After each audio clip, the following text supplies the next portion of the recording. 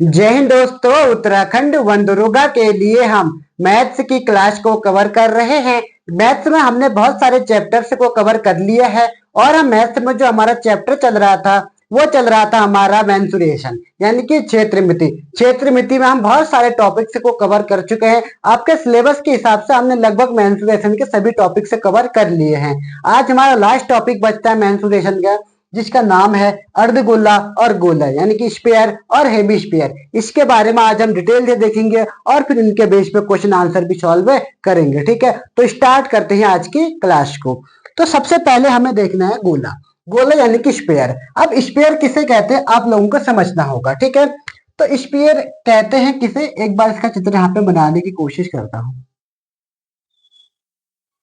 ये क्या है, एक स्पेयर है। ठीक है, और स्पेयर और सर्कल दोनों में अंतर क्या होता है इसको भी हम थोड़ा बहुत समझने की कोशिश करेंगे। ठीक है, अगर आपने घर में अपनी मम्मी की चूड़ी देखी होगी, जो चूड़ी होती है वो क्या है, एक सर्कल है।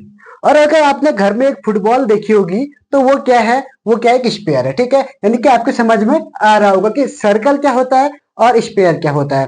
अगर हम नॉर्मली समझने की अगर कोशिश करें, सर्कल कहते हैं 2D को, यानी कि जिसमें दो डायमेंशन होती है वो सर्कल होता है। और जो स्पेयर होता है वो 3D होता है, यानी कि इसमें 3 डायमेंशन होती है। डायमेंशन का मतलब एक हिसाब से हम दिशा भी कह सकते हैं। ठीक है, तो स्टार्ट करते हैं इसको। इसमें भी एक रेडियस होती है। क्या होती है, एक रेडियस। यही जैसे सर्कल में होता है वैसे इस गोले में भी होता है। ठीक है, ये क्या है, सर्कल है। अब इसमें हमें क्या करना होगा, इसका दो तीन फॉर्मूला हमें निकालने होंगे। पहला क्या होता है, पहला होता है इसका आयतन, वॉल्यूम। दूसरा क्या होता है, फर्स्ट हम देखेंगे इसका आयतन, ये आर। आयतन क्या होता है, गोले का आयतन क्या होता है, 4/3, 4/3। अगर 20 से इसको दिखाएं,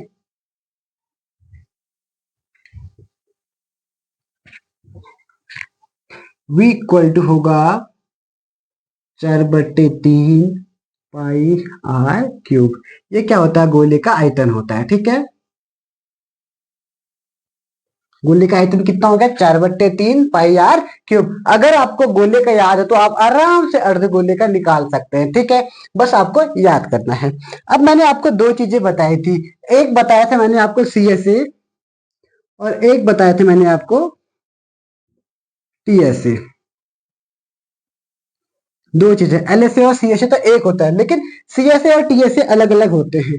लेकिन आपको एक चीज समझना होगा कि CSA और TSA में अंतर क्या होता है। यानी कि CSA और TSA में अंतर एक हिसाब से हम कह सकते हैं, जिसमें दो आकृतियों से अगर कोई चित्र बना होता है, जैसे 3D है, जैसे हमने अभी तक शंकु बनाया था, शंकु में दो चीजें मिलकर बन रहा था, एक बन रहा था ट्रायंगल और एक बन रहा था सर्कल।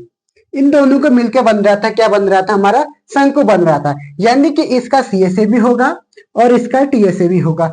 लेकिन सर्कल हमारा किसी एक ही चीज से बन रहा है, केवल इसमें क्या लग रहा है, केवल इसमें एक स्पीयर से ही बन रहा, कोई दूसरा इसमें इन्वॉल्व नहीं है।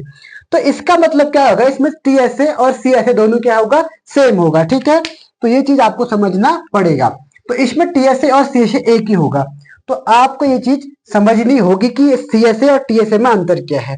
CSA वक्र पृष्ठीय क्षेत्रफल कहते हैं, TSA संपूर्ण पृष्ठीय क्षेत्रफल बोलते हैं। ठीक है, कर्व्ड सरफेस एरिया और TSA मतलब टोटल सरफेस एरिया, इसको हम करते हैं। अब इसका जो कर्व सरफेस एरिया होता है वो क्या होता है, 4πr²। बस हो गया।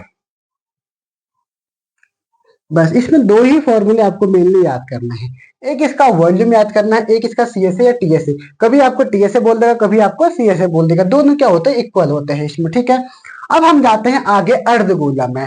अर्धगोला की अब हम बात करेंगे, यानी कि हेमिस्फीयर की हम बात करेंगे। सेम ऐसा ही होता है हेमिस्फीयर भी, लेकिन इसका आधा कर दो। अगर हम इसको गोले के आधा करते हैं,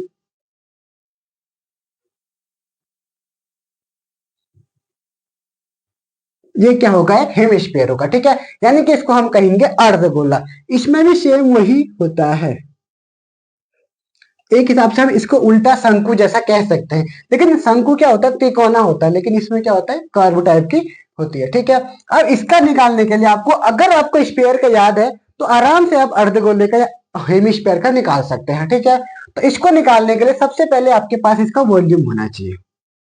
आयतन। आयतन क्या होगा इसका, पहले जो इसका दिया है 4/3 इसको लिखो पूरा,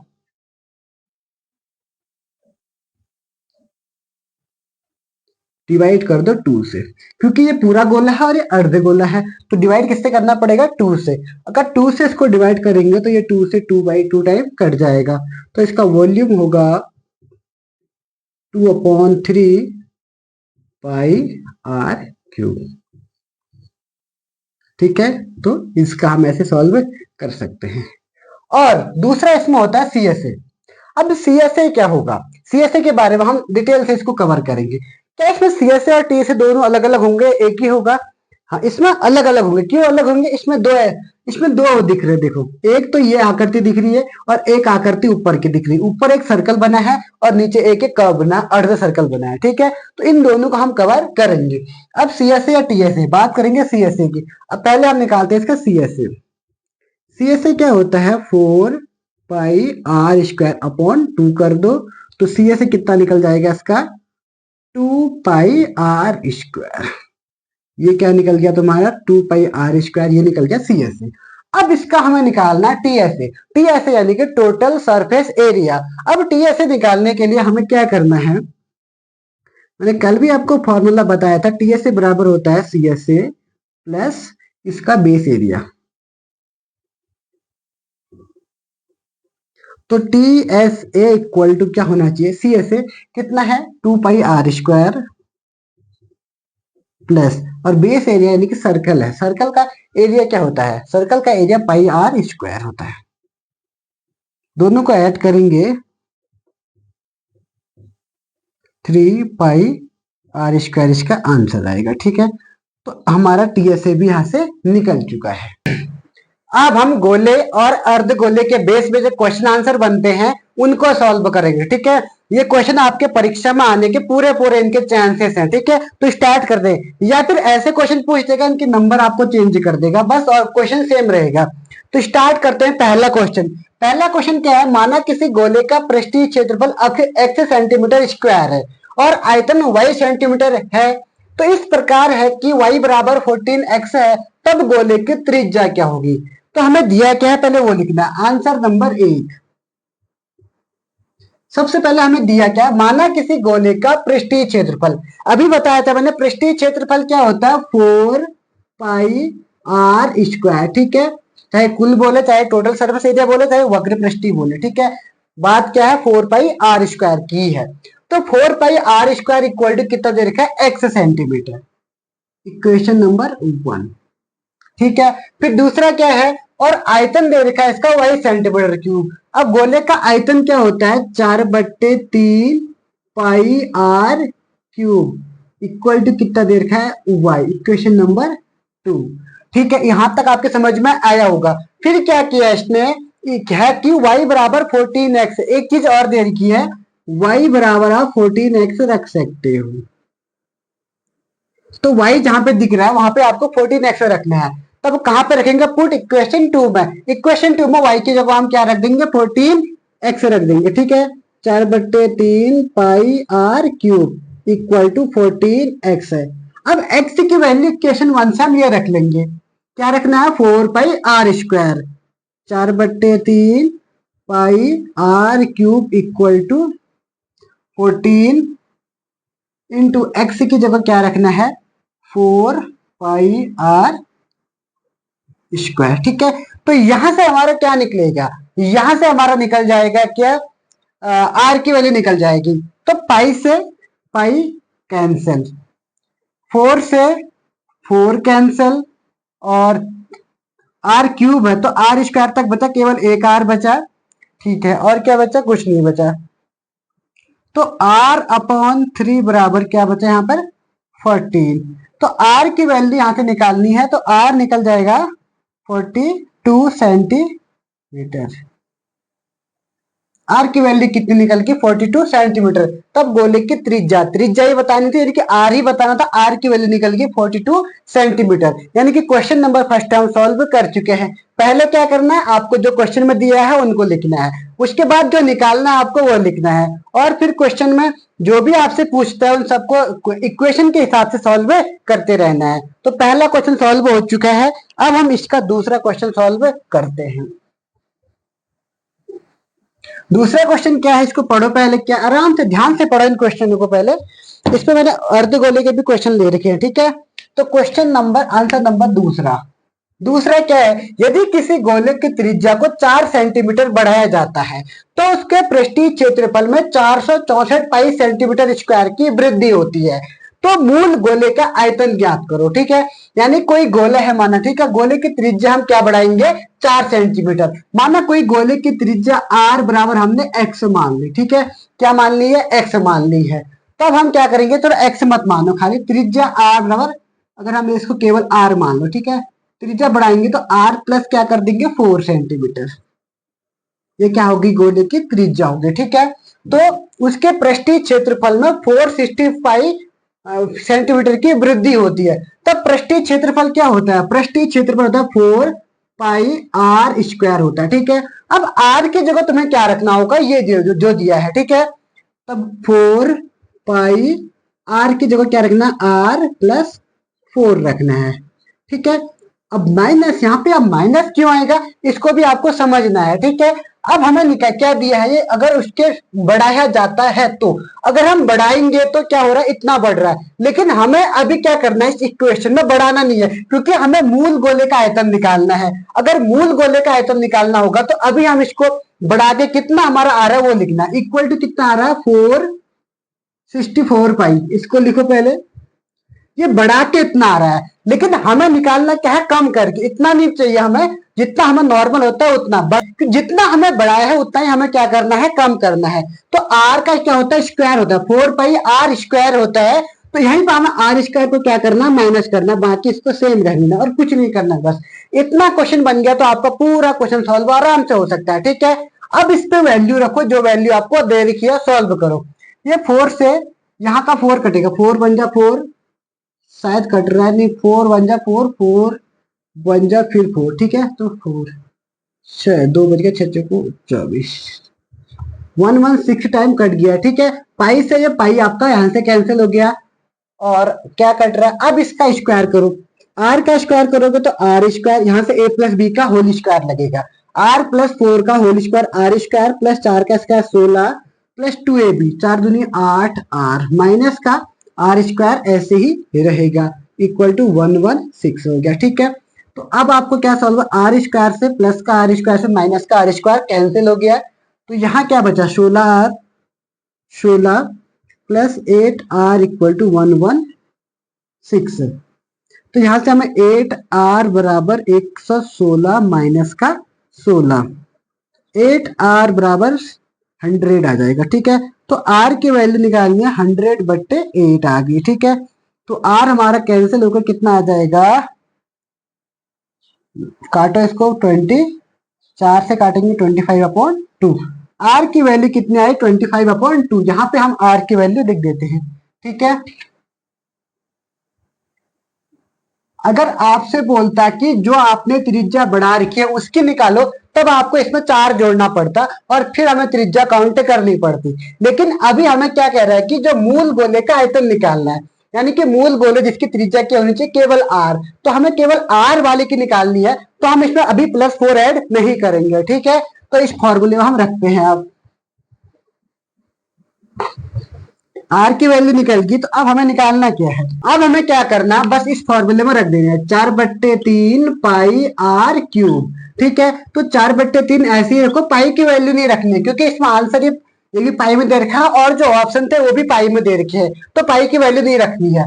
तो पाई ऐसे ही रहने दो, इंटू अब 25/2 का क्या कर देंगे, पूरा क्यूब। तो 25 का अगर हम पावर करते 625 करेंगे, 625 इंटू फिर करेंगे तो 15 625 आता है, कितना आता है 4/3 पाई इंटू 15 625 आता है, अपॉन 2 का क्यूब कितना होता है 8 होता है, 8 होता है, ठीक है। तो ये आपको मतलब मैंने अभी कैलकुलेशन कर रखा है, वैसे ज़्यादा टाइम लगता है कैलकुलेशन करने में, इसलिए मैंने पहले ही कैलकुलेशन कर लिया था, ठीक है। तो अब इसको काटेंगे, ये कटेगा 2 टाइम, तो यानी कि इसका जो आंसर आएगा 15,625 अपॉन 3 दूनी 6 पाई। ये तुम्हारा क्या हो गया, आंसर हो गया, ठीक है। बस इतना ही सॉल्व करना है, इसको बाकी नहीं करना। एक बार इसका 25 का क्यूब निकाल कर भी देखना क्या मैंने सही निकाला या गलत निकाला, ठीक है। उसके बाद अब हम करेंगे क्वेश्चन नंबर क्या है, तीसरा। क्वेश्चन नंबर तीसरा क्या है, आसान ही है। इसके बाद फिर जो हमारे क्वेश्चन है वो अर्धगोले वाले हैं। 3 क्वेश्चन गोले के ले रखे हैं और 2 क्वेश्चन मैंने अर्धगोले वाले ले रखे हैं, ठीक है। तो क्वेश्चन नंबर 3, तीसरा क्वेश्चन के एक गोले का व्यास को 40% कम कर दिया गया तो उसका आयतन कितने प्रतिशत कम हो जाएगा। इसके लिए आपको परसेंटेज वाला चैप्टर पढ़ना होगा जो आपके सिलेबस में नहीं दिया है। तो अगर आपको दिया नहीं है तो आप नॉर्मली बस इतना याद रखना, जितना मैं करता हूँ बस सॉल्व करना। 40% नॉर्मली 12th तक साइंस सबने पढ़ रखी हो, जिसने फॉर्म भरा है 12th तक साइंस सबने पढ़ रखी होगी। अगर जिसकी मैथ्स होगी तो उसके लिए ज्यादा फायदा होगा। तो 40% का मतलब क्या होता है, 40/100। एक जीरो से एक जीरो कटा, ये 2 टाइम और ये 5 टाइम, तो यानी कि जो वैल्यू आई 2/5 आई, ठीक है। अब ये क्या कर रहा है, कम हो रहा है। जब भी बात कम की करेगा तो हमेशा क्या लग जाएगा, माइनस लग जाएगा। उसके बाद फिर आपको यहाँ पर क्या लिखना है, यहाँ पे लिखना है रेडियस और यहाँ पे लिखना है वॉल्यूम। तुम्हें निकालना क्या है, वॉल्यूम निकालना था, ठीक है। तो रेडियस अभी यहाँ पे लिखो इनिशियल, आई लिख देता हूं, और यहाँ पे बाद में वाला, बाद में कुछ भी लिख दो, हिंदी में लिख दो बाद में, मतलब पहले क्या था बाद में क्या होगा करके। इनिशियल जो इसका था 5, नॉर्मल कभी अभी कितना है 5 है। अगर यहाँ पर और बाद में कितना हो गया इसका 5 में अगर 2 घटा देंगे तो 3 आएगा। अब ये क्यों किया हमने, 5 से 2 घटाए क्यों, जोड़ा दे क्यों नहीं, क्योंकि यहाँ पर क्या है कम हो रहा है। अगर ये बढ़ाने की बात करता है तो हम क्या करते हैं इसमें, तो ये 2 को 3 को क्या कर देते हैं, ऐड कर, 5 को 2 को ऐड कर देते हैं, ठीक है। बढ़ाने की बात कर 2 को ऐड करते, लेकिन बात कर रही है घटाने की, तो 2 को क्या करेंगे, घटा देंगे। अब है वॉल्यूम, अब वॉल्यूम किसी का भी क्या होता है, क्यूब करना होता है। तो 5 का क्यूब करेंगे तो 125 और 3 का क्यूब करेंगे तो 27। अब क्या करना, इन दोनों को घटा देना है, इन दोनों को घटाना है। अब 15 में से अगर 7 घटाएंगे तो कितना आएगा, 8, तो बचा कितना, 11, 11 में से 2 घटाएंगे तो 9, यानी कि 98 आया इन दोनों को घटा के। अब आपको क्या करना है, 98 अपॉन इनिशियल, इनिशियल कौन सा है आपका, इनिशियल वॉल्यूम कौन सा दे रखा है, 125 इंटू 100 कर देना है। अब जो आपका आंसर आता है उसको सॉल्व कर लो। अब हम काटेंगे तो 25 से, अब हम इसको काटते हैं 25 से, 25 से क्या कटेगा, 25 चको 100 और 25 पंचे 125, ठीक हो गया।